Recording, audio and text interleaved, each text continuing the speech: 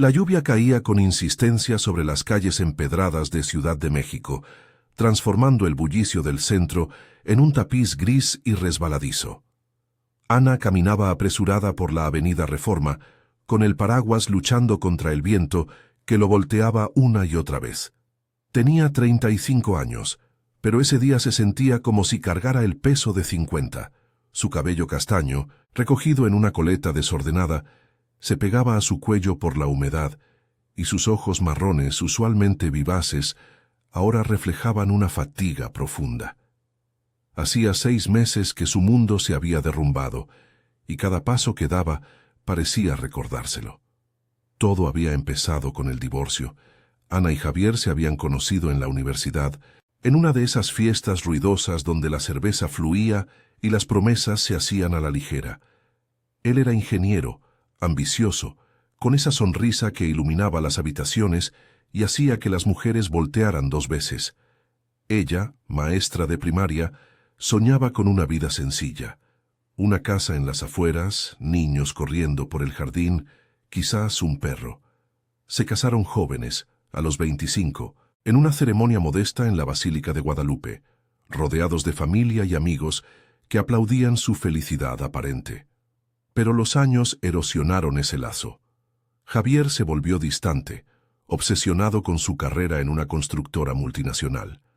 Las noches en casa se llenaban de silencios incómodos, discusiones sobre dinero y reproches velados. «Estás cambiando, Ana», le decía él, mientras ella se preguntaba si era él quien se perdía en el torbellino de ascensos y viajes de trabajo. El detonante fue una infidelidad que Javier negó al principio, pero que las evidencias, mensajes en su teléfono, perfumes extraños en su ropa, hicieron imposible ignorar. Pidió el divorcio en una tarde lluviosa como esta, en la sala de su departamento en Polanco, donde los muebles caros contrastaban con la frialdad de sus palabras. «Lo siento, Ana, no puedo seguir así», murmuró él, evitando sus ojos.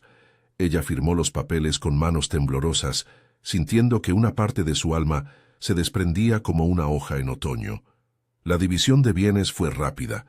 Él se quedó con el departamento, ella con una renta modesta y la custodia compartida de su hija de 8 años, Sofía.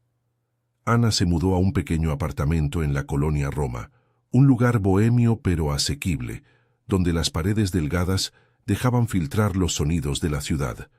Claxones, risas de bares cercanos, el eco de vidas ajenas. Lo peor vino después. 2 meses tras el divorcio, Javier anunció su compromiso con Laura, la hermana menor de Ana. Laura, con sus 28 años, su figura esbelta y esa energía inagotable que siempre había envidiado en secreto. Eran inseparables de niñas, compartiendo secretos en la casa familiar en Coyoacán, donde su madre preparaba tamales en las fiestas. Pero la traición cortó ese lazo como un cuchillo afilado. «¿Cómo pudiste?», le gritó Ana por teléfono, la voz quebrada por el llanto. Laura sollozó al otro lado. «No lo planeamos, Ana. Solo. Pasó. Él me necesita. Y yo a él». La boda fue un escándalo familiar. La madre de Ana, doña Rosa, una viuda de 60 años con manos callosas de años cosiendo en una maquiladora, intentó mediar. «La sangre no se riega, hijas», dijo en la cocina, mientras removía el mole con lágrimas en los ojos. Pero Ana no asistió. Envió una felicitación fría por mensaje y se refugió en su rutina, clases en la escuela primaria de la colonia Doctores, tardes ayudando a Sofía con la tarea, noches solitarias viendo telenovelas que, irónicamente, palidecían ante su propia historia. Ese día la lluvia no cesaba. Ana entró en el mercado de San Juan, buscando refugio y algo de consuelo en el aroma de las especias y el vapor de los tacos al pastor. Sofía estaba con su padre ese fin de semana, un arreglo que le dolía como una espina. Mientras pagaba por 1 kilo de jitomates, su teléfono vibró. Era un mensaje de su amiga Carla, la única que no la había abandonado. «Ana, ¿vienes a la reunión en el café? No te aísles tanto». Dudó, pero respondió. «Tal vez. Necesito aire». Salió del mercado y dobló por una calle lateral, donde el agua formaba charcos que reflejaban las luces neón de los puestos ambulantes. Allí, acurrucada bajo un toldo raído, vio a la anciana. Era una mujer de aspecto frágil, quizás 70 años, con el cabello blanco enmarañado y un abrigo harapiento que apenas la protegía de la tormenta. Sus ojos, hundidos pero penetrantes, seguían a los transeúntes con una mezcla de súplica y resignación. Ana, impulsada por un instinto de empatía, ella, que conocía el dolor de la pérdida, se acercó. —¿Está bien, señora? —preguntó, extendiendo su paraguas. La anciana levantó la vista, y por un momento, su rostro arrugado se iluminó con una sonrisa desdentada. —Gracias, mija. La lluvia no perdona a nadie. —¿Verdad? Siéntese un rato, no muerdo. Ana dudó, pero el cansancio la venció. Se sentó en el escalón húmedo compartiendo el paraguas. La mujer se presentó como Doña Mercedes, una viuda que había perdido todo tras la muerte de su esposo en un accidente de camión hace una década. Vivíamos en Iztapalapa con nuestros 3 hijos. Ahora nada. Duermo donde puedo, como lo que la gente da. Hablaron de banalidades, el precio de la tortilla, el tráfico infernal, la nostalgia por épocas mejores. Pero doña Mercedes tenía una forma de observar, como si viera más allá de las palabras. Tú traes el corazón herido, ¿no? Se nota en tus ojos un hombre, un amor roto y familia de por medio. Ana se sorprendió. ¿Cómo lo sabe? La anciana rió suavemente. La vida me ha enseñado a leer caras. Cuéntame si quieres. A veces decirlo alivia. Con la lluvia como telón de fondo, Ana se abrió. Habló del divorcio, de Javier, de la traición de Laura. Mi propia hermana. Se casaron hace un mes en una iglesia en Xochimilco. Yo no pude ir. Duele demasiado. Lágrimas se mezclaron con las gotas en su rostro. Doña Mercedes escuchaba en silencio, asintiendo. De pronto la anciana se enderezó. Ese hombre tuyo, Javier, lo he visto. Pasa por aquí a veces, con su carro lujoso, yendo al trabajo. Ayer mismo, con una mujer joven, riendo. Pero hay algo en él, un peso que no suelta. Ana frunció el ceño. ¿Qué quiere decir? Doña Mercedes miró al horizonte, donde la lluvia difuminaba los edificios.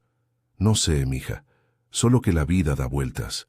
A veces un secreto sale a la luz cuando menos lo esperas. En ese momento, un auto negro se detuvo a unos metros. Javier bajó, con un traje impecable empapándose al instante, y ayudó a una mujer a salir. Laura, radiante bajo un impermeable rojo. Se dirigían al café cercano, ajenos al mundo. Ana se tensó, el corazón latiéndole con fuerza. Doña Mercedes siguió su mirada y murmuró algo en voz baja. Pero Ana no alcanzó a oírlo del todo. Javier volteó casualmente, y sus ojos se cruzaron con los de la anciana por un segundo. Su rostro palideció, como si hubiera visto un fantasma del pasado.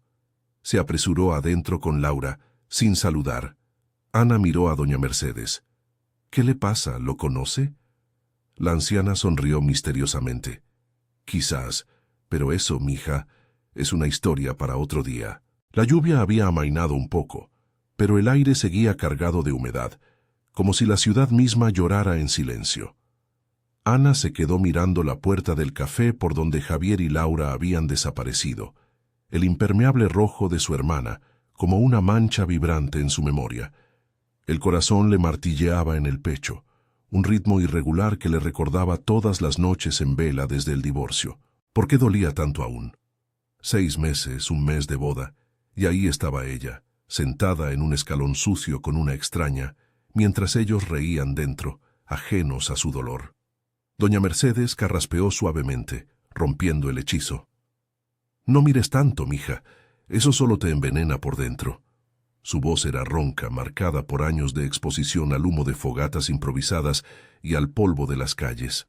Ana giró la cabeza, notando cómo las arrugas en el rostro de la anciana se profundizaban con una expresión de compasión genuina.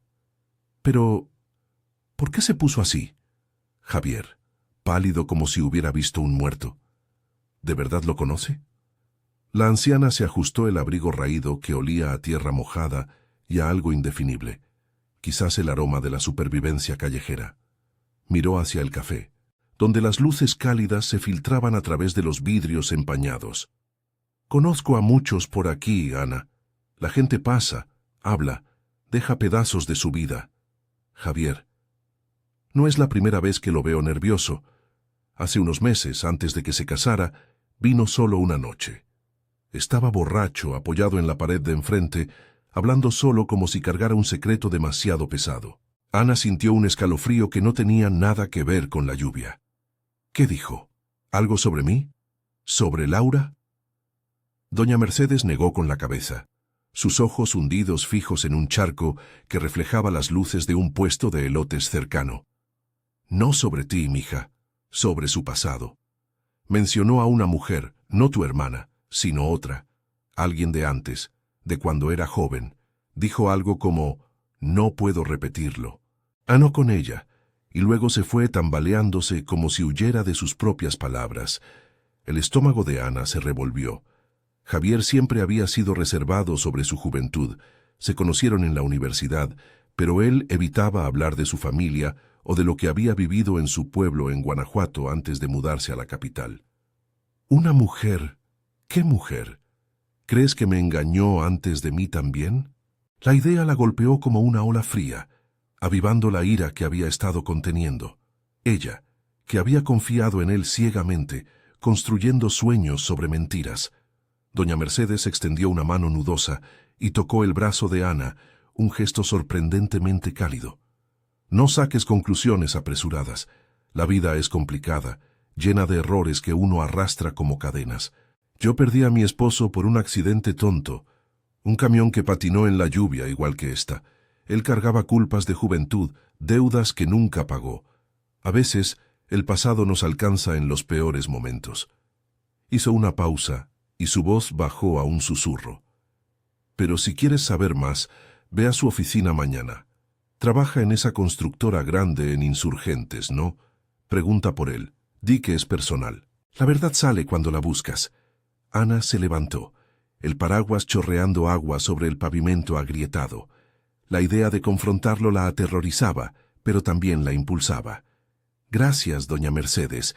No sé cómo pagarle esto. La anciana sonrió, mostrando dientes amarillentos. Con una taza de café caliente algún día, cuando el sol salga. Cuídate, mija. Y recuerda, la familia duele, pero también sana. Ana se alejó caminando, el bullicio de la calle envolviéndola de nuevo. Vendedores gritando ofertas de churros, el pitido de un microbús atascado en el tráfico. Su mente era un torbellino. Llegó a su apartamento en la Roma, justo cuando el cielo oscurecía por completo, las luces de los faroles parpadeando como estrellas falsas. El lugar era modesto, una sala con muebles de segunda mano, fotos de Sofía en la pared, su hija con rizos oscuros y ojos curiosos, el único ancla en su caos. Se quitó los zapatos empapados y se dejó caer en el sofá, el teléfono en la mano. Marcó el número de Carla, su amiga de la universidad, la que siempre había sido su confidente. «Ana, ¿dónde estás? Te esperé en el café», dijo Carla al contestar, su voz alegre contrastando con el tono apagado de Ana. «Lo siento, vi a Javier con Laura, y conocí a una anciana que dijo algo raro. Creo que hay más en su historia». Carla silbó al otro lado. «Vaya, cuéntame todo. ¿Quieres que vaya? Traigo tequila y tamales de mi mamá». Ana rió débilmente, el primer atisbo de alivio en horas. «Sí, ven, necesito desahogarme». Mientras esperaba, preparó un té de manzanilla, el vapor subiendo como un bálsamo para su alma herida. Carla llegó media hora después, con bolsas en las manos y un abrazo que disipó parte de la soledad. Sentadas en la cocina diminuta, con el aroma del mole casero llenando el aire, Ana relató el encuentro con doña Mercedes. Carla escuchaba frunciendo el ceño, su cabello corto teñido de rojo vibrando con cada gesto. Que eso suena sospechoso, pero real. Javier siempre fue un misterio andante. ¿Recuerdas cuando salíamos y él evitaba hablar de su familia? Quizás esa mujer es la clave. Pero no vayas sola mañana. Yo te acompaño a la oficina. Ana asintió, sintiendo por primera vez un hilo de determinación. Sofía regresaría al día siguiente y no quería que su hija viera su dolor. Pero esto era por ella misma, por cerrar el capítulo que Javier había dejado abierto. Esa noche, mientras la lluvia repiqueteaba contra la ventana, soñó con verdades enterradas, despertando con el alba grisácea filtrándose por las cortinas. Al día siguiente, el sol intentaba asomarse entre nubes dispersas, pero el tráfico de insurgentes era el mismo infierno de siempre. Autos pitando, peatones zigzagueando entre puestos de periódicos y taquerías. Ana y Carla entraron al edificio de la constructora, un monolito de vidrio y acero que simbolizaba el éxito de Javier. La recepcionista, una joven con uñas largas y sonrisa profesional, las miró con curiosidad. «Buscamos a Javier López. Es un asunto familiar». Mientras esperaban en la sala, con revistas de arquitectura esparcidas en la mesa, Ana sintió las palmas sudadas. ¿Qué diría si él aparecía? ¿Qué si doña Mercedes se equivocaba? De pronto, la puerta del ascensor se abrió y Javier salió con una carpeta en la mano y el rostro tenso. Al verla, se detuvo en seco. «Ana, ¿qué haces aquí?». Antes de que pudiera responder, su teléfono vibró. Era un mensaje de un número desconocido. «Pregúntale por Elena, la que dejó en Guanajuato». Ana levantó la vista, el pulso acelerado. «¿Quién?». Javier palideció de nuevo, como el día anterior bajo la lluvia. El ascensor zumbó suavemente al cerrarse detrás de Javier, dejando un silencio pesado en la sala de espera. Ana se levantó de la silla, con las manos apretadas en puños para disimular el temblor. Carla, a su lado, le dio un codazo discreto, un gesto de apoyo que le recordó que no estaba sola en esta vorágine. El edificio de la constructora olía a café recién hecho y a aire acondicionado estéril, un contraste frío con la humedad pegajosa de las calles de insurgentes. Afuera, el sol luchaba por filtrarse entre los edificios altos, pero el tráfico seguía rugiendo como un río caudaloso, con claxones que se colaban por las ventanas selladas. «¿Qué quieres, Ana? Esto no es un buen momento», dijo Javier, su voz baja pero tensa, como si midiera cada palabra. Su traje gris, impecable como siempre, no podía ocultar el sudor que perlaba su frente. Miró de reojo a la recepcionista, que fingía estar ocupada con su computadora, y luego a Carla con un gesto de irritación. «Si es por Sofía, podemos hablar en casa, no aquí». Ana sacó el teléfono, el mensaje aún brillando en la pantalla. «Pregúntale por Elena, la que dejó en Guanajuato». Su corazón latía con fuerza, un tambor sordo en el pecho que le hacía difícil respirar. «¿Elena? ¿Quién es Elena, Javier? ¿Otra de tus mentiras?». Las palabras salieron afiladas, impulsadas por la rabia que había fermentado durante meses. Carla se cruzó de brazos, su expresión dura, lista para intervenir si las cosas se salían de control. Javier palideció aún más, si eso era posible. Sus ojos, esos ojos castaños que una vez la habían hecho sentir segura, ahora esquivaban los suyos. «No sé de qué hablas. ¿Quién te mandó eso? Algún chisme de la calle, seguro. Vamos, Ana, ya pasó todo. Estamos divorciados, casado con Laura, déjalo ir». Pero Ana no podía. El recuerdo de doña Mercedes, sentada bajo la lluvia con su abrigo raído, se le clavó en la mente como una espina. «No mientas». La anciana del mercado lo vio todo. Dijo que hablaba solo, borracho, sobre una mujer de tu pasado. De Guanajuato. Elena. ¿Era tu amante antes de mí? ¿O hay algo peor? La recepcionista levantó la vista, curiosa, y Javier la fulminó con una mirada que la hizo bajar los ojos de inmediato. Tomó a Ana del brazo, suave pero firme, y la guió hacia un pasillo lateral, lejos de oídos indiscretos. Carla los siguió, negándose a quedarse atrás. «Esto es ridículo», murmuró él mientras entraban en una sala de conferencias vacía, con una mesa larga de caoba y sillas ergonómicas que gritaban éxito corporativo. Cerró la puerta con un clic que resonó como un veredicto. «Está bien, si tanto insistes», concedió Javier, soltando un suspiro que parecía cargar años de peso. Se pasó la mano por el cabello, desordenándolo por primera vez en lo que Ana recordaba. Afuera, por la ventana, Se veía el zócalo a lo lejos, envuelto en la bruma matutina, con vendedores ambulantes desplegando sus puestos de artesanías. Elena fue mi novia en el pueblo.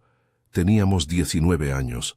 Yo estudiaba en la prepa, ella trabajaba en la panadería de su familia. Era todo para mí. Planes de casarnos, mudarnos a la ciudad. Pero yo era impulsivo, ambicioso. Quería más que las calles polvorientas de Guanajuato. Ana se apoyó en la mesa, sintiendo las rodillas débiles. Carla, a su lado, murmuraba un sigue inaudible, su mano en el hombro de Ana como un ancla. ¿Qué pasó? ¿La engañaste como a mí? Javier negó con la cabeza, mirando al suelo. No como piensas, ella quedó embarazada. Un hijo, Ana. Un niño que nunca conocí. Mi familia. Eran conservadores, machistas.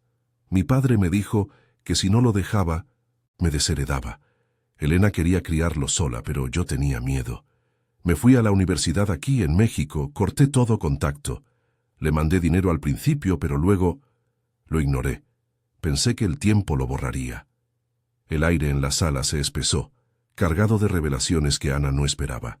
Lágrimas picaron en sus ojos, no de tristeza por él, sino de decepción por el hombre que había amado. Un hijo. Tienes un hijo y nunca me lo dijiste. ¿Cómo pudiste casarte conmigo, tener a Sofía, sabiendo que abandonaste a otro? Su voz se quebró, y Carla la abrazó de lado, susurrando, «Fuerte, Ana, tú puedes con esto». Javier se dejó caer en una silla, el rostro demacrado. Intenté olvidarlo. Cuando nos conocimos eras tú lo que quería. Estabilidad, una familia normal. Pero el divorcio me trajo todo de vuelta. Laura me escucha, no pregunta del pasado, pero esa noche que viste con la anciana había bebido. El estrés del trabajo, la boda. Murmuré su nombre. Elena. Doña Mercedes me oyó, supongo. Vive cerca de mi ruta al trabajo. Una vez le di unas monedas y ella recuerda caras.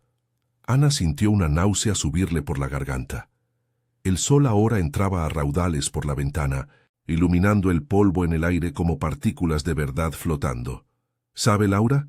¿Tu nueva esposa, mi hermana, sabe que dejó un hijo atrás? No, no se lo dije. Temía perderla también. Javier levantó la vista, suplicante. Por favor, Ana, no se lo cuentes. Por Sofía, por la familia. Pero Ana negó con la cabeza, el fuego de la traición avivándose. La familia que destruiste. Laura es mi sangre. Pero tú eres el veneno. Carla intervino, su voz firme. Esto no termina aquí, Javier. Ana necesita tiempo, y tú arregla tu desastre. Salieron de la sala dejando a Javier solo con sus sombras. En el elevador descendente, Ana se derrumbó contra la pared sollozando en silencio. Carla la sostuvo, el zumbido del motor como un latido compartido. Lo superaremos. Llama a tu mamá. Habla con Laura si quieres, pero primero tú. Afuera el calor del mediodía las golpeó, con el aroma de tacos de suadero flotando desde un carrito cercano. Ana caminó hacia el metro, el peso del secreto ahora suyo, pero también una chispa de empoderamiento. Por primera vez vio un camino adelante, confrontar a Laura, proteger a Sofía y quizás encontrar su propia paz en las calles caóticas de la ciudad que la había visto romperse y empezar a sanar. Mientras subía al vagón abarrotado, su teléfono vibró de nuevo. Otro mensaje del número desconocido. Elena vive en Guanajuato. Busca la panadería El Sol Naciente. El hijo se llama Miguel. 15 años. Ana lo borró, pero las palabras se grabaron en su mente. ¿Doña Mercedes? ¿O alguien más? El metro traqueteó hacia la Roma, y con él su determinación creció. No más secretos. Mañana iría al norte, sola o con Carla, a desenterrar el pasado que Javier había enterrado. Por ella, por Sofía, por la verdad que liberaba. El autobús traqueteaba por la carretera federal hacia Guanajuato, un serpenteo interminable de curvas que hacía que el estómago de Ana se revolviera como un remolino de emociones contenidas.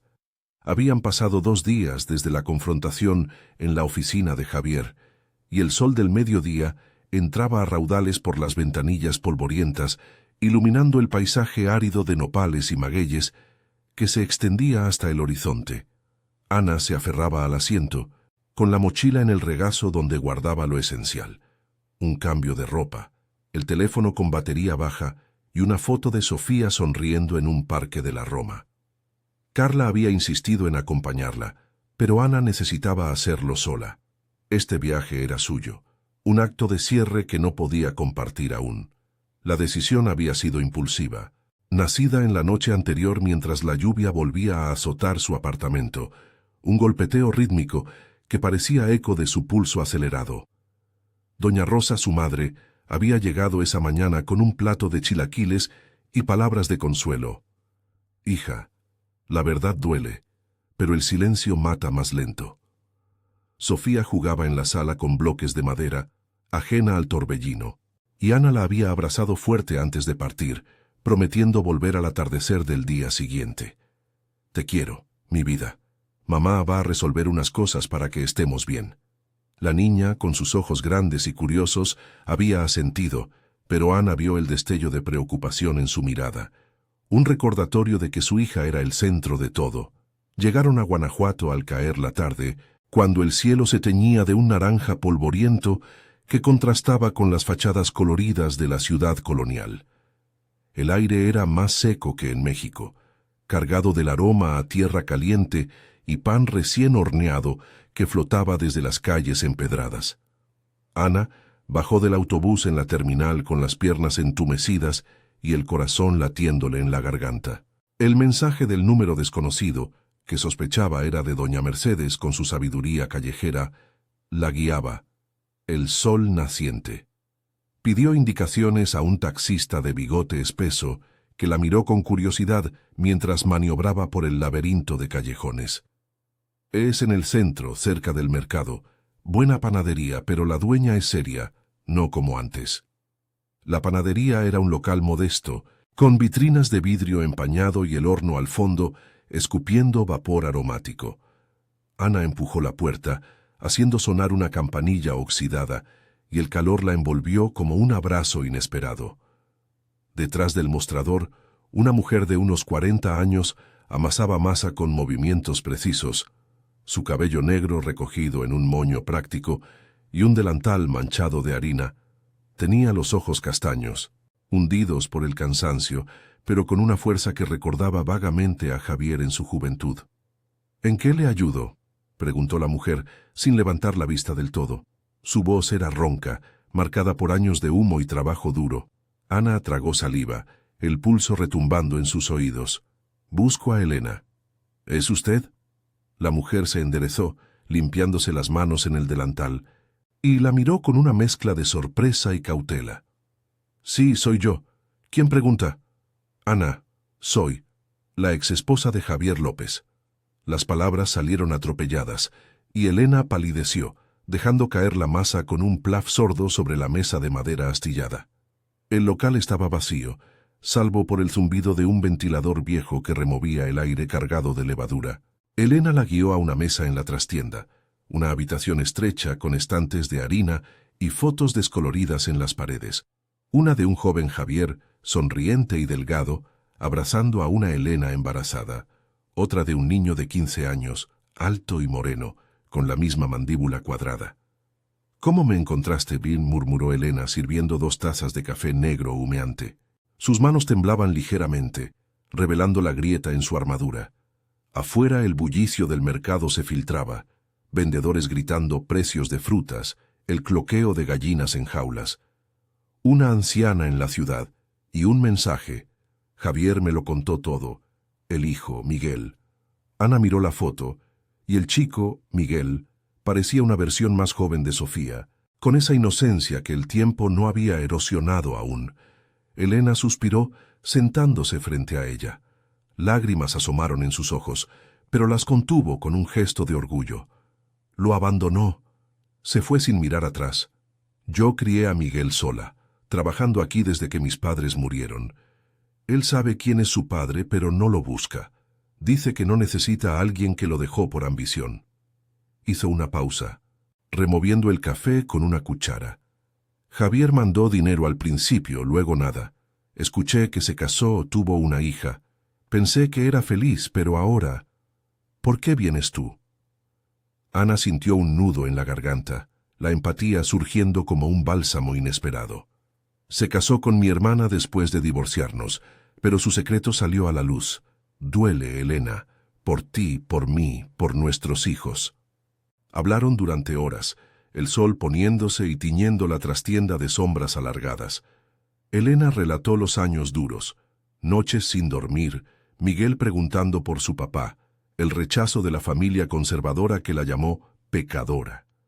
Ana compartió su propia traición, el divorcio, la boda escandalosa. Por primera vez, no se sentía sola en el dolor. Era un lazo forjado en cenizas compartidas. Al anochecer, Miguel entró por la puerta trasera con el uniforme escolar sucio de tierra del fútbol callejero. Era alto, con ojos vivaces y una sonrisa tímida que se congeló al ver a la extraña. «Mamá, ¿quién es?» Elena lo presentó y el chico se tensó, cruzando los brazos. «La ex de mi papá, ¿eh?